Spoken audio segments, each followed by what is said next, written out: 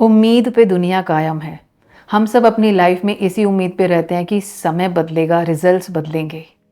तो अगर आप आउटपुट चेंज करना चाहते हैं, you need to work upon, you need to change the input और the processing system, isn't it?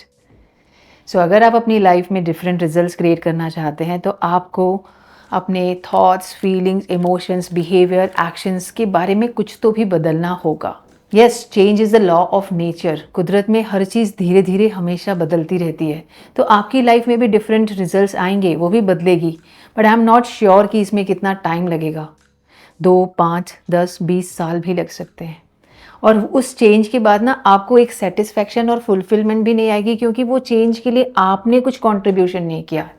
So if you really want to change your life with the speed you want, आपको अपना contribution देना ही होगा। Albert Einstein ने कहा है कि the definition of insanity is repeating the same thing over and over and expecting different results.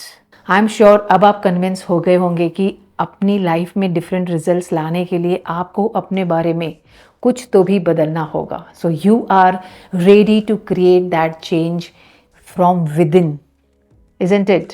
Of course आप में से बहुत सारे लोगों ने लाइफ को चेंज करने के लिए खुद को चेंज करने का भी ट्राई किया होगा।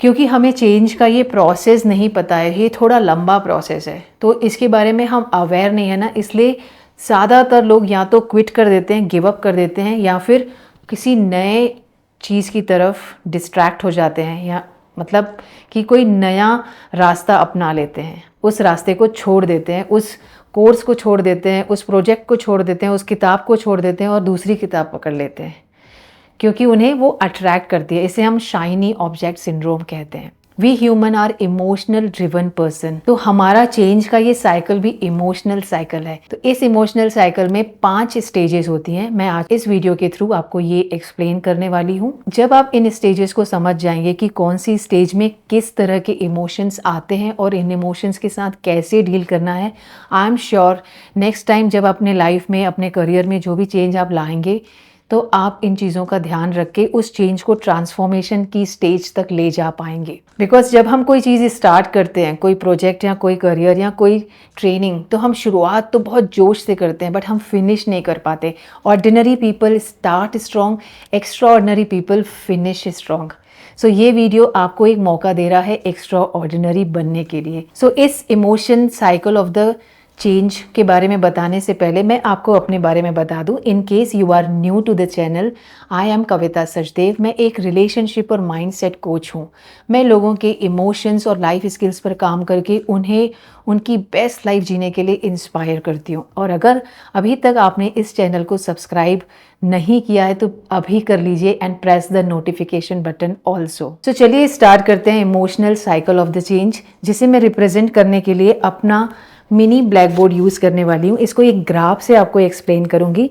ये चेंज का ग्राफ एक यू शेप का ग्राफ है, जहाँ पर एक एक्सिस पर हम टाइम को ले रहे हैं और दूसरी एक्सिस पर हम इमोशनल स्टेट, हम जो फील करते हैं उसके बारे में है। जब हम कोई भी चेंज, कोई भी कुछ नया स्टेप लेते हैं अपनी लाइफ में, तो हम उस समय अपने बेस्ट इमोशनल स्टेट में होते हैं। We are feeling very awesome and wow, कुछ नया आने वाला है। हम बहुत एक्साइटेड और एंथुजियास्टिक होते हैं उसके बारे में। इस समय हमें बहुत पॉसिबिलिटीज़ भी दिखती हैं। हम बहुत बड़े बड़े सपने देखते हैं कि ये कर लेने के बाद, इस कोर्स को कर लेने के बाद, इस बिजनेस अपॉर्चुनिटी को ले लेने के बाद मेरी लाइफ ऐसे चेंज हो जाएगी, वैसे हो जाएगा।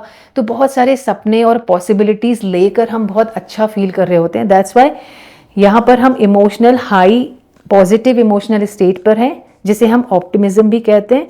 इस लाइन को मैंने डिफरेंशिएट करने के लिए यूज़ किया है कि जब आप नीचे वाली स्टेट में होते हो, you are feeling negative emotion, low energy emotion, और जब आप पॉजिटिव इमोशन फील करते हो, you are above the line. So stage 1 start होती है थ्रू द पॉजिटिव और ऑप्टिमिस्टिक अप्रोच, जहाँ पर आप बहुत एंथुजियास्टिक और मोटिवेटेड हैं। इस स्टेज को कहते हैं अनइन्फॉर्म्ड ऑप्टिमिज्म।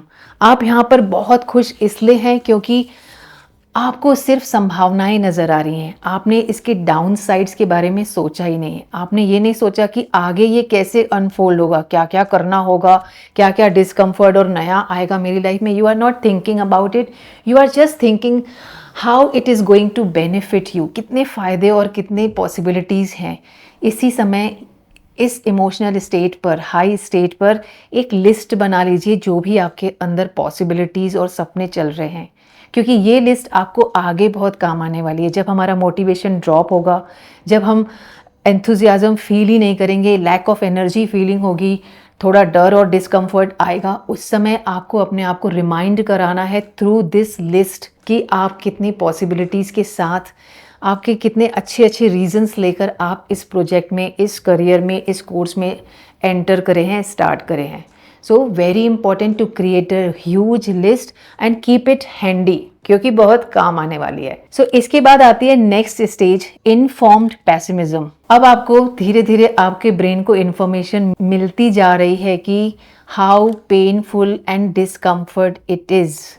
अब फॉर एग्जाम्पल एक लीन बॉडी के लिए अपने आप को तैयार कर रहे हैं, तो शुरुआत में जब आप जिम ज्वाइन करते हैं, आप एक पर्सनल ट्रेनर हायर करते हैं, तो यू आर वेरी एक्साइटेड, क्योंकि उसने और आपने खुद को भी बहुत सारे पॉसिबिलिटीज़ और सपने दिखा दिए कि मेरी बॉडी ऐसी हो जाएगी, मैं इतना एनर्जेटिक और फिट फील करूँगा। सो स्टेज 1 वॉज दैट। आफ्टर 4 और 5 डेज जब आपने थोड़ा अपने आप को स्ट्रेच किया, थोड़ा एक्सरसाइज किया, बॉडी पेन करने लगी, थोड़ा अनकंफर्टेबल हो गया, आपका रूटीन चेंज हो गया, बहुत सारी चीज़ें बदल गई। Now you are feeling uncomfortable. अब आपको अपने ऊपर डाउट होना शुरू हो जाएगा, क्योंकि अब आपकी इमोशनल स्टेट थोड़ी सी ड्रॉप हो गई है। Now you are not feeling positive, you are feeling neutral और maybe little bit low energy.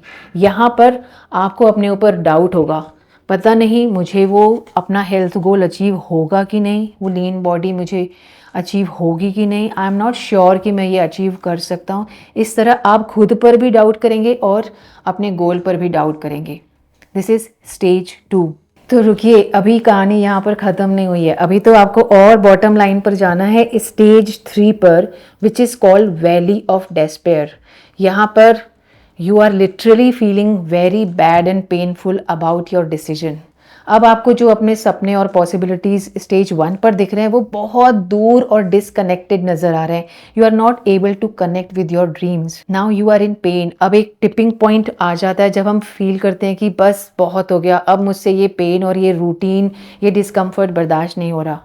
यहाँ पर अब आपकी कैटेगरी चेंज होने वाली है। तो अगर आप एक एक्स्ट्राऑर्डिनरी पर्सन हैं तो आप डिफरेंटली रिएक्ट करेंगे, और अगर आप एक ऑर्डिनरी पर्सन हैं तो आपके पास 2 चॉइसेस हैं। Ordinary people have 2 choices here at stage 3। या तो वो क्विट कर जाएंगे, गिव अप कर देंगे उस टास्क को, या फिर टास्क को चेंज कर देंगे। Either you will change that gym और ट्रेनर और दैट एक्सरसाइज का option, you will dive into something else. आप कोर्स चेंज कर देंगे, कुछ तो भी आप बदलेंगे, आप मतलब रास्ता बदल देंगे। We call it shiny object syndrome, जहाँ पर आपको दूसरी चीज़ ज़्यादा सरल नज़र आ रही है, ज़्यादा बेनिफिट्स दिख रहे हैं वहाँ पर, and you are planning to move to the other road. You know, कहते हैं ना, grass looks greener on the other side. इसी स्टेज पर लगता है, और इसी स्टेज पर हम कोर्स चेंज कर लेते हैं, बुक चेंज कर लेते हैं। एंड रिमेंबर, जिस किताब को आपने चेंज किया, जिस कोर्स की, नए कोर्स की तरफ आप बढ़े, वहाँ पर आप स्टेज 1 से स्टार्ट करेंगे। फिर से आपको पॉसिबिलिटी और बेनिफिट्स नज़र आएंगे स्टेज 1 पर, and you will go to the stage 2 and 3। इस तरह स्टेज 3 पर जाकर मे बी आप फिर से एक तीसरी किताब और कोर्स ले लें। ये साइकिल रिपीट होता रहेगा स्टेज 1 से 3 तक, 1 से 3 तक। You are all the time not changing yourself but the way. You know, जब हम एक टनल की तरफ, एक गुफा में अंदर जाते हैं, तो शुरुआत में तो हम अंदर चले जाते हैं, जब वो गुफा थोड़ी गहरी होती जाती है तो हमें बहुत डार्क लगता है, हमारे लिए ट्रैवल करना डिफ़िकल्ट होता है। लेकिन हम अगर उसको और ट्रैवल करेंगे, अपने कंसिस्टेंसी को बरकरार रखेंगे, we will soon able to see the end point of the tunnel. वहाँ से लाइट आती हुई हमको दिखेगी। Same will happen when you are going to stick on the stage 3 and committed to your action. अब आप अपने मूड और मोटिवेशन से ड्रिवन नहीं होंगे। अब आपको मूड तो है नहीं, मोटिवेशन तो आपका ड्रॉप हो चुका है। Now you have to replace your motivation with commitment. अब आप रोज कुछ ना कुछ छोटा बड़ा एक्शन लेकर कुछ ना कुछ कंसिस्टेंसी से आगे बढ़ेंगे। Extraordinary people take this step.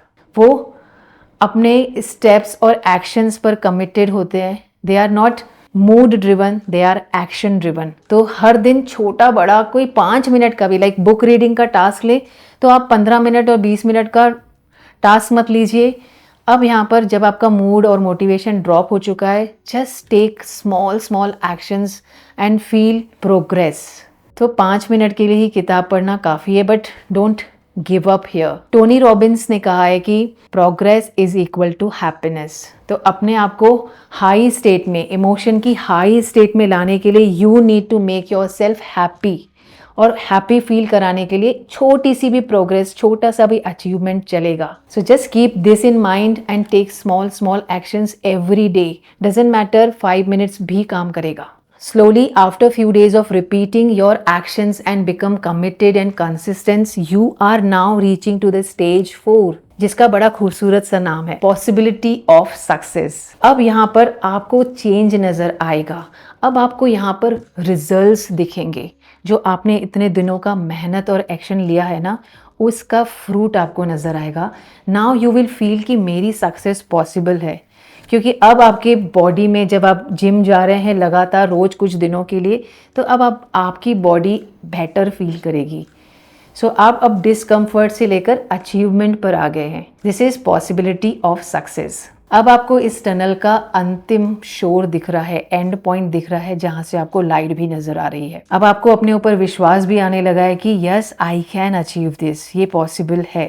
That's why this stage is called possibility of success. Now let's move to the stage 5। अगर आप स्टेज 4 पर आ गए हैं तो definitely you reach to the stage 5, जहां पर you are feeling successful and fulfilled. यही stage 5 का नाम है, सक्सेस एंड फुलफिलमेंट।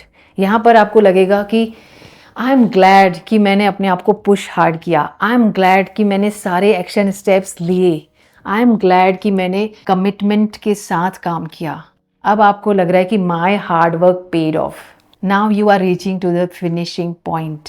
अब आप फिनिश लाइन तक आ गए। अब आपको लगेगा कि इट्स ईजी, क्योंकि आपकी बॉडी ने ये सीख लिया है। Your body has learned it. जब आप ड्राइविंग या स्विमिंग सीखते हैं तो आपने स्टेज 1, 2, 3, 4 के बाद जब आप स्टेज 5 पर रीच कर लेते हैं ना, आप उसमें अब प्रो हो चुके हैं। अब आपको कॉन्शियस एफर्ट्स नहीं लगाने पड़ते, आपके अनकॉन्शियस ने लर्न कर लिया, आपकी बॉडी ने इसे लर्न कर लिया। It's easy for you, it's new normal for you, it's in automation for you. This is the beauty of this stage. यहाँ पर आपको एक्चुअली सेटिस्फैक्शन और फुलफिलमेंट मिलता है कि जितनी भी मेहनत की वेस्ट नहीं गई, फ्रूटफुल रही। यहाँ पर आपको फीलिंग आएगी that you are an extraordinary person.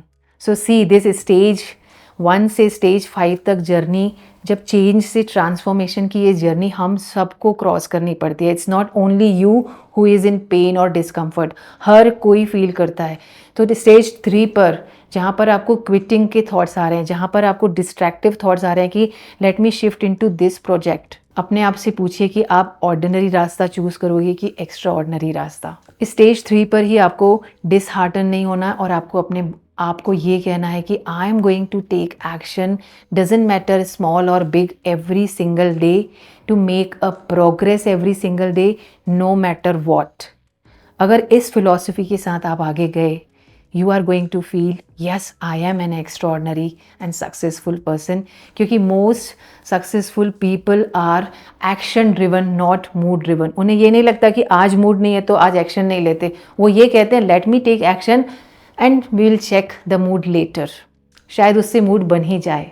अब आपने चेंज और ट्रांसफॉर्मेशन के इस इमोशनल साइकिल को समझ लिया, आपने 5 स्टेजेस समझ ली। आई एम श्योर अगली बार जब आप अपने ट्रांसफॉर्मेशन के लिए कमिटेड होंगे तो आप स्टेज 2 और 3 पर ज़्यादा ध्यान रखेंगे और अब क्विट नहीं करेंगे, अब एक्स्ट्राऑर्डिनरी चॉइसेस लेंगे, कमिटमेंट के साथ आगे बढ़ेंगे।